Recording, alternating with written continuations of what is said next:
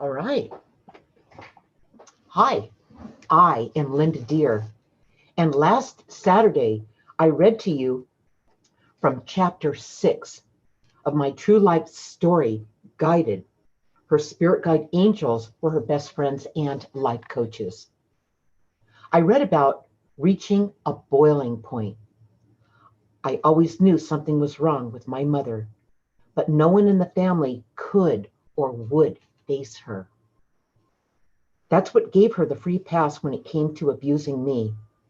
Having tested the water, so to speak, she had free rein to take her abusive tactics to new highs with me, and that's what she did. Today, in chapter 7, I'll be reading about the tsunami of change. A big shift was taking place.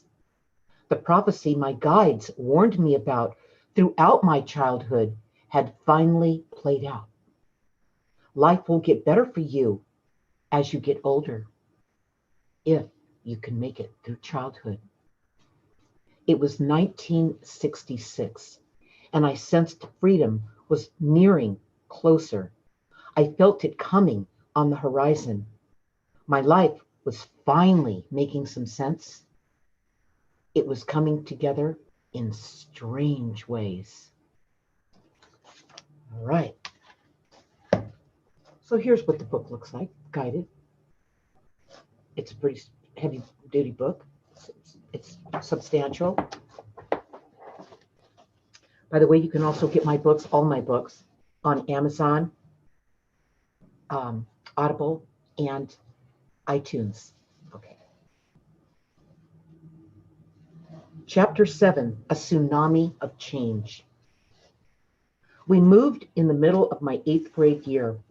Randy was finishing high school, and Larry was in his last year of grade school.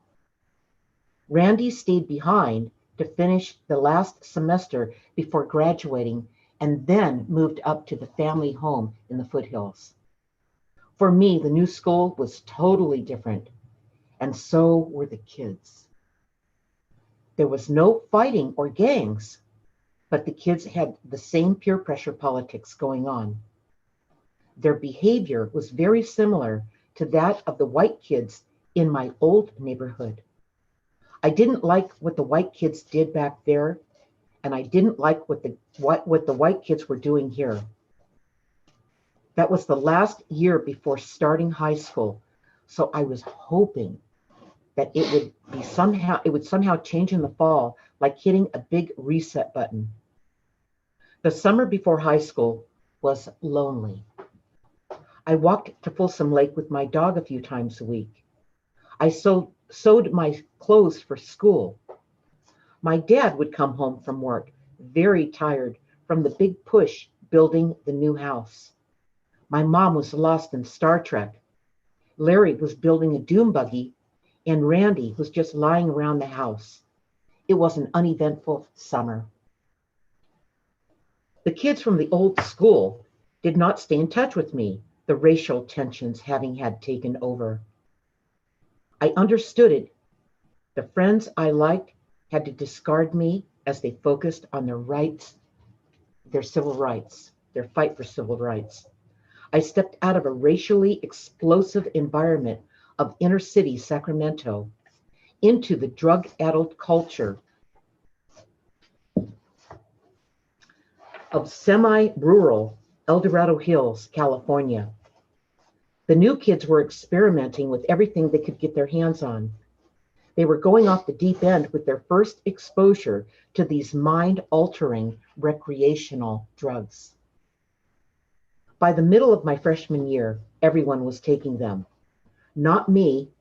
I was the outcast. I knew that these drugs were not a good choice for me.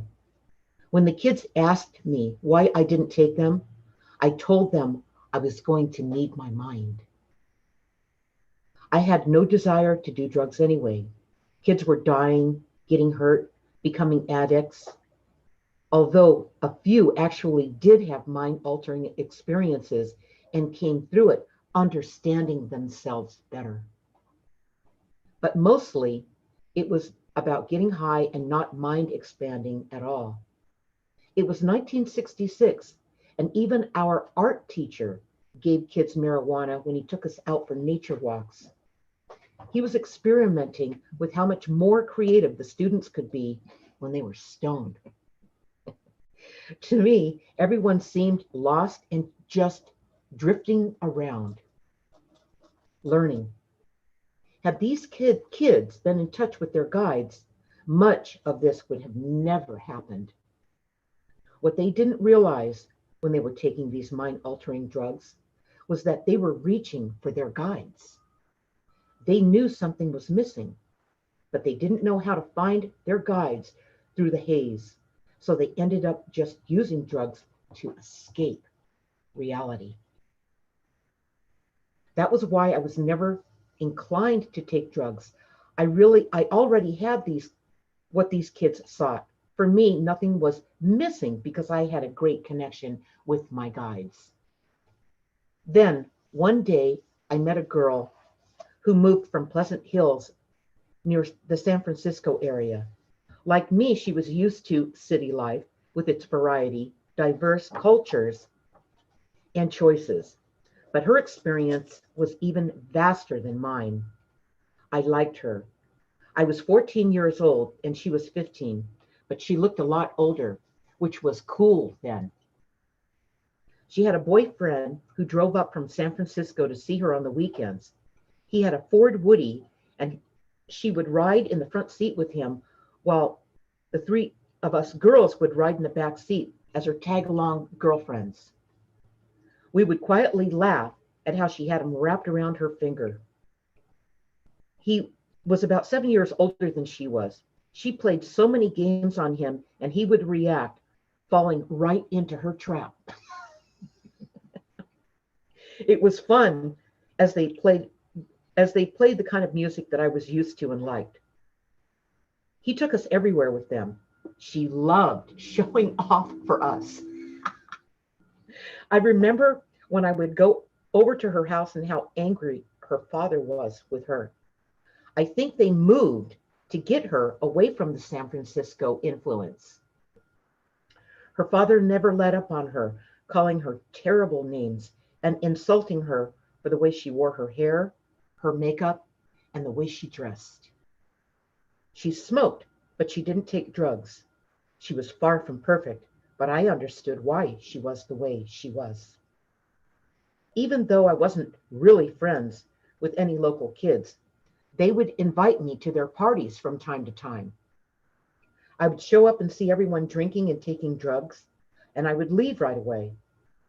This had nothing to do with what my parents would think of me if I indulged. It was my call. I just wasn't interested. Because of that, I was considered a dork in school. But I shook my head as I watched them get lost more than they already were. I knew I was reserving myself for another calling that just hadn't shown itself yet. After all, I had made it this far with the support of my guides. I knew who I was. I just didn't know where I was going yet.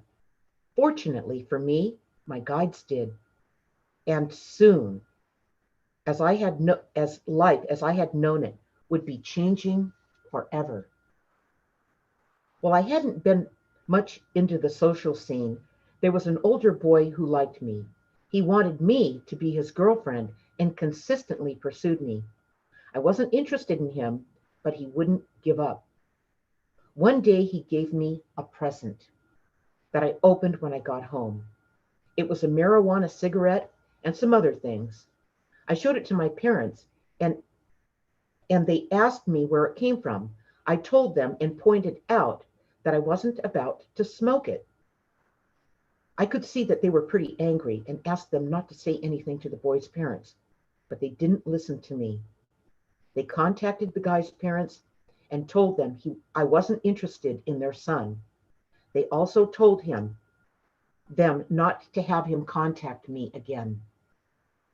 The boy was so devastated by all of this that he attempted suicide. When I heard about this, what he had done, I was really shocked and and never considered that would ever do anything like that. I learned two things from that. One, to never trust my parents again, and two, to never be so insensitive with someone's heart. The school year at the new school was also a lot easier than what I had been learning in Sacramento. I had already learned most of that stuff, and it seemed that everything where I was now was behind the times and very slow. And it seemed that everything was behind the times. As a result, I was really, really getting bored now.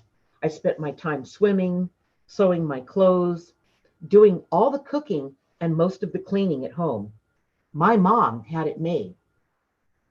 I was doing all that because that's what it took to manage everything on the domestic front. Before long, I would learn why. Near the end of my freshman year, I met a boy named Alex Smith. He was a bad boy and had a reputation in school for minor run-ins with the law. I saw him as somebody who knew how to get things done. He liked having money to get what he needed and wanted, and he knew how to get it. His parents were both raging alcoholics, and he was seriously ashamed of both of them. He was so ashamed of them that he said they weren't his real parents and that he was adopted, which I discovered later was not true. He was physically abused so badly as a young child by his alcoholic mother that his eyes were crossed before the age of 5 as a result of her having hit him in the head with beer bottles. Somehow, he got the medical attention he needed to correct his eyes sometime around the age of 8, but he started school with that stigma, which only added to his shame. Crossed eyes are symbolic of not wanting to see what's out there. In this case, he didn't want to see his alcoholic parents and the dismal world that he grew up in. I could relate to him and how his childhood experiences made him different, sort of like mine did to me. His early life was rough and his family was extremely poor. He was really ashamed of having lived in poverty, and I really felt bad for him.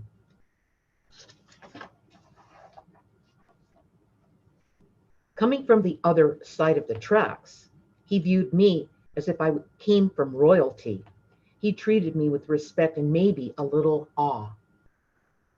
I like to think I had a positive influence on him because it was pretty clear that he was heading in the wrong direction, going down the wrong road, and needed a big life change. When we met, he was in his sophomore year, working 2 jobs that kept him busy until 3 a.m. in the morning. School was so easy for me that I took on his homework along with my own so he wouldn't get behind. We started dating, and right from the get-go, we began doing what it took to build a life together. Several days a week, he would drive 30 miles one way just to pick me up at 7 a.m. for school. He didn't come to my house, of course. My mother would have found a way to sabotage our relationship had she known about it. He would pick me up at the school bus stop. One time on a date, a cop started following us. Alex became very nervous. So I asked him what was wrong. He didn't answer me, but told me to get out of the car if he stopped and don't ask any questions. After the cop finally turned off, I asked him, what was that all about? It turns out he had stolen the car that we were in. He stole a car for a date. What? I realized that I was with a wild and crazy guy. I opened the glove compartment and it was filled with packs of cigarettes. Since Alex didn't smoke, I asked him what that was all about. And he said he sold them to make money. I never knew where he got all the cigarettes. For all I knew, he stole them. He was on his own early in life, and he had to learn to survive.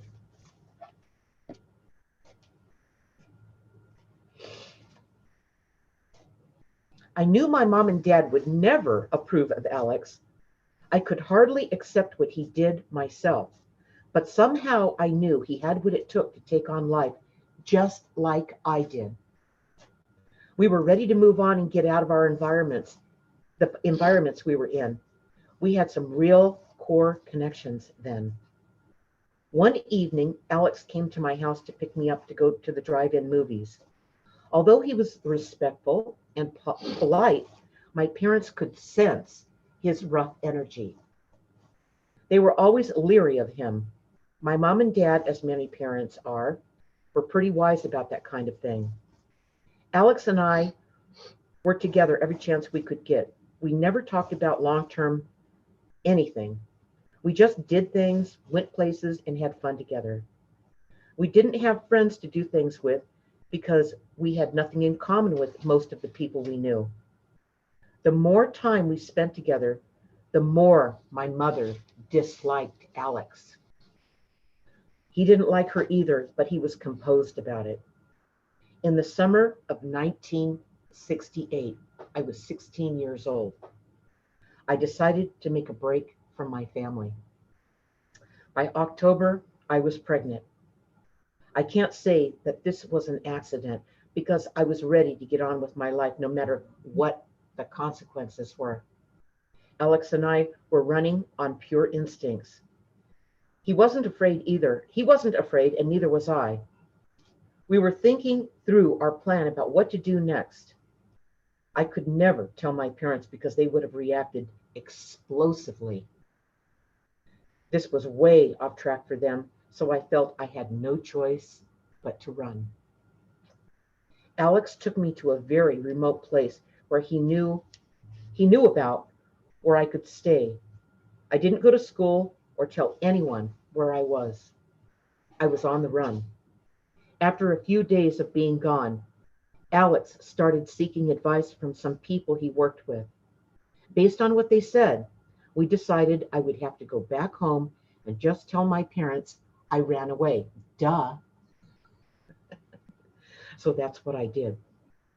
Learning. There are times when taking a risk doesn't feel like one. That's because you are living a bigger risk than the risk you are taking. Fear of what people's opinions or reactions will be have no place here. If you allow any of that to determine your fate, you will wind up living a life of compromise. Though I hadn't said anything about being pregnant, my mom took me to the doctor for a pregnancy test. No big surprise, the results came back positive. At least I didn't have to tell her. I'm sure that not coming home for several nights sort of tipped him off. So they had time to react without me being there. When my dad found out, he got his loaded shotgun out and took off to find Alex. They thought they were in control of everything. My dad did not handle this very well. Fortunately, he did not find Alex. My mom was her usual, decisive, calculating self. Once the initial shock wore off, things got quiet for several days. Then my mom asked me if I wanted to keep the baby, and I said I did. She told me I could give it up for adoption and forget any of this ever happened. I told her I would never do that. She tried to bribe me with a new wardrobe while describing a scenario of suffering and torment I was destined for if I went with Alex. I told her I didn't see that. I saw a great future, and I was not afraid. I told her I wanted to leave and be with Alex. She asked me what Alex wanted, and I said I didn't know because Alex and I never talked about it. My mother's next step was to have Alex over to the house to talk to him. She asked Alex if he loved me, and he said he did. Then she asked him if he wanted to marry me, and he said yes to that too. Then my then my mom told him he didn't have to marry me, and Alex said he wanted to marry me and that he had two jobs and could support us. Mom asked about school, and we agreed to continue high school until we graduated. When I realized my parents were going along with our plans, I felt like I had been released from some sort of prison. I was so excited to get out of there that it took everything I had to cover it up. I knew I had to hide my real feelings because my mother would have changed her mind if she saw just how happy I really was to get out of there. It took a few weeks to arrange everything, and I lived at home while these arrangements were coming together. My mother decided on everything: where we would get married, who would marry us, that the parents on both sides had to attend, and where we would live after we were married. About 2 weeks before I left, my mother went into her last explosive attack on me. We were in the kitchen, and she knocked me down to the floor. Then she started kicking me in the stomach really hard over and over again. I curled over to protect the baby, but she just kept kicking me and screaming at me. Finally, Randy came over and grabbed her and stopped her from kicking me. Once I got my wits about me, I hobbled upstairs to my bedroom, locked the door, and laid on my bed. At that point, I became very worried about the damage she could have done to the baby. Later, she told me how she felt cheated because I had finally become useful to her by doing all the cooking and cleaning. She said that she felt it was finally her time to enjoy life, and now I was leaving. She was concerned about enjoying her life. I was concerned about saving mine. She might have been upset with losing her Cinderella, but I was certainly not unhappy about my impending departure. On the other hand, my dad was sad to see me go and cried. He took me aside and told me, never come back, warning me that mom will never change. My mother scowled at me when I left. Randy sided with mom. Larry asked me to take him with me, begging me not to leave him there. It tore my heart out to leave my little brother alone with her to take on the full force of her now heightened rage. I promised Larry he could join us as soon as possible. Alex and I both felt very bad about leaving him behind.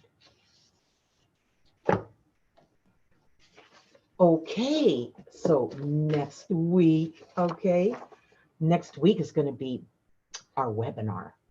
And the webinar is a message from the light beings, the state of the world as we see it. That's the light beings. We're going to have our webinar next Saturday at 1 p.m. Pacific time. So sign up for it. You can see the trailer. Go to lindadeir.com and click on live events. Take you right to the video trailer to watch like a 2-minute clip of what this webinar is going to be about. It's a 1-hour webinar, $29. And you can watch it on the replay for 30 days after it's over, once you purchase yours. And you'll see the link right above the video to register for the webinar on Zoom and watch us live. And if you miss it, then you can watch, you haven't missed it because you can watch the replay, and I will resend the link to you after the webinar is done. All right. So 2 Saturdays from now, June 6th at 1 p.m., I will be reading from chapter 8 of Guided. The day I got out alive. The first thing I experienced is that I could breathe, really breathe. Once I started breathing, I couldn't stop. It was similar to someone who has panic attacks. Until this unexpectedly happened, I didn't even realize I had been holding my breath. I had been holding my breath my entire life. Until then, remember, you have help. You are never alone and always being guided.